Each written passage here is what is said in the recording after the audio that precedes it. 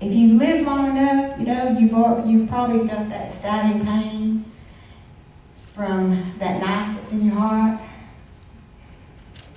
And so when you've been betrayed, yes, when you're betrayed by someone that you trusted, the ones that can hurt you the most are the ones that are closest to you.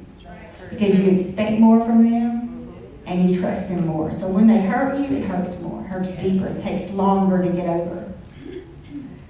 Several years ago, I was hurt by someone that I trusted so much. I looked up to them. And they did something that offended me. It hurt really bad. And there's some offenses that you just brush them off and water off duck's back. But this one wasn't one of them. And so I got to the point where I had feelings of hatred, jealousy, and bitterness.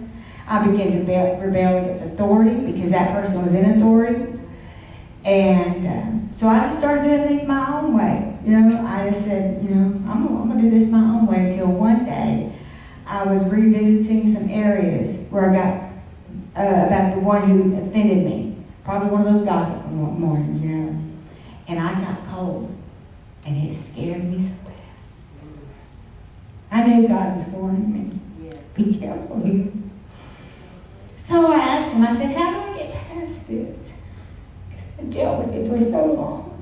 And Matthew 5:44, don't you just hate it when you go to the Word and he tells you stuff? He said, but I tell you, pray for anyone who mistreats you. Well, I didn't want to pray for them. I did not want to pray good things for them. And so I took the word and I was just obedient to it. I just said, okay, I'm going to pray for them. They have kids, so I'm going to pray for the little kids.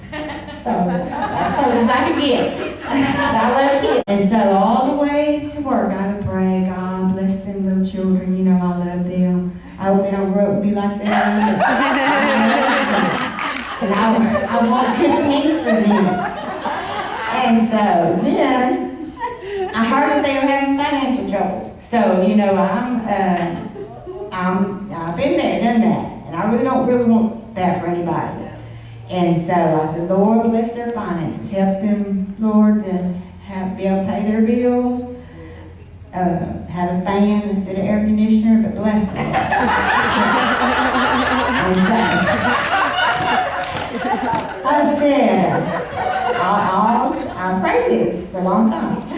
And finally, one day, I got to the point, after praying for their kids, and then after praying for their finances, and after praying for all the things I thought they'd be okay with, the Lord blessing them with, I finally got to the place where I could speak their name.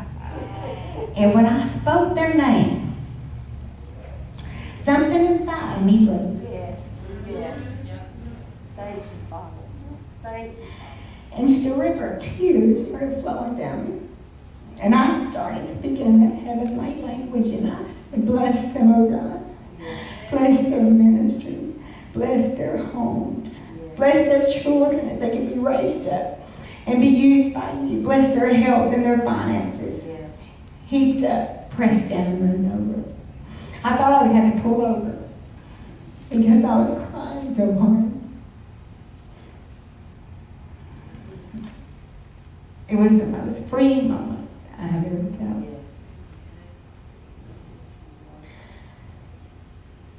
I told God that I forgave them, and they don't have to do anything to me. They don't have to come to me or anything, because all I need to do is forgive them. To forgive is to set a prisoner free. Yes. And then I realized that that prisoner was me. The word metamorphasis, when you transform something into something else, when the caterpillar, when it becomes a butterfly, I watched a video of it. I watched a video of how it just tries to come out of that cocoon into that little hole. And when it's in the process, you kind of want to help it because you see it struggling in there. And you want to say, oh, if I could just get some scissors and cut it and get it out. It would be helping. But if you were to do that, the body would be big and the wings would be so little.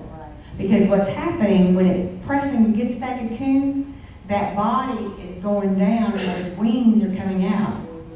And so when you feel pressured about something and you have things going on in your life, just realize God, He's pushing some things out of you and He's creating your wings. He's making you stronger to where you'll be able to be used by Him.